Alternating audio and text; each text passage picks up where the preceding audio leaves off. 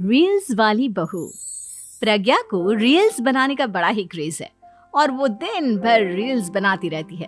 खाते पीते घूमते फिरते घर में कॉलेज में रील्स बनाने के कारण प्रज्ञा पूरे कॉलेज में हाईलाइटेड है। जहां उसकी रील्स सभी को पसंद आते हैं, वहीं मनीषा चिंता में डूबी रहती है। एक रोज जब खाते हुए प्रज्ञा रील्स बना रही होती है, तब मनीषा कहती है, 1 मिनट भी चैन नहीं है इस लड़की को। ये नहीं कि खाना तो आराम से खा ले, लेकिन नहीं, अरे थोड़ी देर रील्स नहीं बनाओगी तो आसमान नहीं टूट पड़ेगा। अरे मम्मी, इसी को तो कहते हैं डिटर्मिनेशन। तुम नहीं समझोगी ये सब। हे भगवान, इस लड़की को सद्बुद्धि दे। जब देखो तब टेढ़ा बाका मुंह बनाती रहती है। मनीषा की बात का प्रज्ञा पर जरा भी असर नहीं होता और वो खाते खाते रील्स बनाती रहती है। दिन बीतने लगते हैं और देखते देखते प्रज्ञा का कॉलेज भी खत्म हो जाता है। आए दिन कोई ना कोई मनीषा को प्रज्ञा की शादी करवाने का सुझाव दे जाता है। सब ठीक ही कहते हैं, प्रज्ञा की शादी कर देनी चाहिए। अपने घर के काम काज में व्यस्त हो जाएगी तो खुद ही ये रील्स और नाच गाना बंद हो जाएगा। मनीषा और प्रेम प्रज्ञा के लिए एक अच्छा लड़का ढूंढने लगते हैं और तभी विकी का रिश्ता प्रज्ञा के लिए आता है, जिसने प्रज्ञा को उसकी रील्स देखकर पसंद कर लिया था। अगले दिन विकी अपने माता पिता के साथ प्रज्ञा के घर पहुंच जाता है और प्रज्ञा साड़ी पहने हाथों में चाय की ट्रे लिए उनके सामने आती है। जब विकी को पसंद है तो हमें भी बहू पसंद है। बहन जी, आप बारात की तैयारी कीजिए। एक बार लड़का लड़की अकेले में बात कर ले तो अच्छा रहेगा। हाँ हाँ, क्यों नहीं। मनीषा विकी को प्रज्ञा के कमरे में भेजती है, जहां प्रज्ञा पहले से ही रील्स बना रही होती है। तभी विकी कहता है, आ गए आपके साजन जी। हमारे साथ ये रील्स कंप्लीट करती तो और भी अच्छा रहता। अच्छा जी, अब आ ही गए हैं तो बना ही लेती हूँ आपके साथ। दोनों मिलकर रील्स बनाते हैं। जब वी मीट और तुरंत पोस्ट भी कर देते हैं। फिर विकी कहता है, जब आप साड़ी में चाय लेकर आए तब मुझे लगा कि कहीं मैं गलत घर में तो नहीं आ गया। अब सही है। दोनों की शादी पक्की हो जाती है और शादी के दिन भी प्रज्ञा रील्स बनाने से चूकती नहीं। यहाँ तक कि बारात के समय भी नाचते हुए रील्स बनाती है। सभी लोग प्रज्ञा की तारीफ के पुल बांध देते हैं और प्रज्ञा नाचती गाती अपने ससुराल चली जाती है। सब कुछ अच्छा चल रहा होता है।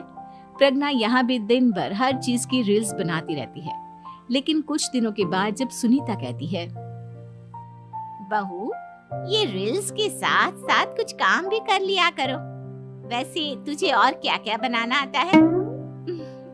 मम्मी जी, वैसे तो सब कहते हैं कि मैं सब कुछ अच्छा बनाती हूँ, लेकिन मुझे लगता है कि मैं मैगी अच्छा बना लेती हूँ।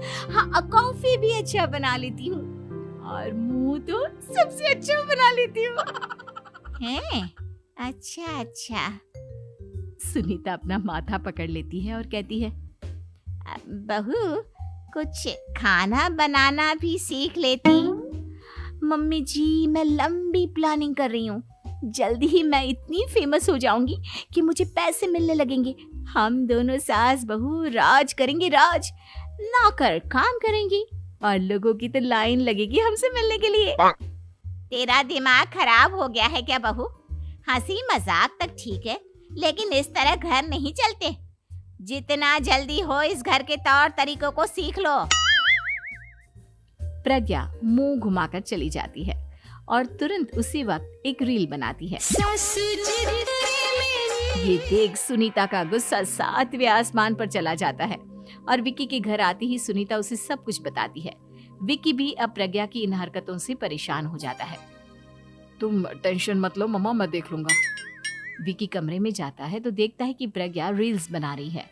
विकी बड़े ही प्यार से प्रज्ञा से कहता है, प्रज्ञा, इन सब के लिए मैं तुम्हें मना नहीं कर रहा हूँ, लेकिन फिर भी हर वक्त तो ये अच्छा नहीं लगता ना। समझने की कोशिश करो, मुझे भी तुम्हारा थोड़ा वक्त चाहिए। मैं जब ऑफिस से आता हूँ तो मुझे समय देने की जगह इसी में लगी रहती है। तुम ज्यादा ही सोच रहे हो। तुम भी मेरे साथ रील्स बनाओ ना, तुम्हें भी बहुत अच्छा लगेगा। तुम्हें इज्जत से कोई बात समझ में नहीं आती क्या? दिमाग खराब हो गया है तुम्हारा इस चकाचौंध से। अगर तुमने अपना रवैया नहीं बदला तो मैं तुमसे दूर चला जाऊंगा। तुम ही रिश्ता लेकर आए थे, मुझे लड़कों की कमी नहीं थी और ना आज है। विकी दरवाजा पटक कर चला जाता है। धीरे धीरे विकी प्रज्ञा से दूर होता जाता है। एक रोज मनीषा प्रज्ञा के ससुराल उससे मिलने जाती है। तब सुनीता उससे कहती है, बहन जी, अब आई हैं तो कुछ दिन यहाँ रहकर जाइएगा, आप ही का घर है। हाँ मम्मी, बहुत दिन हो गए तुम्हारे साथ एक भी रील नहीं बनाई मैंने। प्रज्ञा तुरंत अपने फोन में रील्स ऑन कर लेती है। ये सब मुझसे नहीं होता। तेरा ये भूत अभी तक नहीं उतरा।